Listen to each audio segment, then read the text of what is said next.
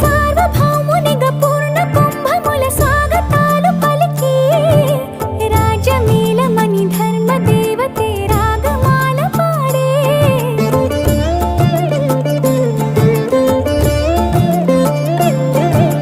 నాలుగు వేదములు తన్మయత్వమున చెలగి మారు మోగే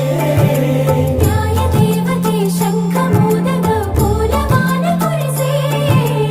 రాజమకుటమే ఒసగెలి నవరత్న కాంతిని రాజనం సూర్యవంశ సింహాసనం పులకించి చేసే అభివందనం సామ్రాజ్య లక్ష్మియే పాద స్పర్శకి పరవశించిపోయే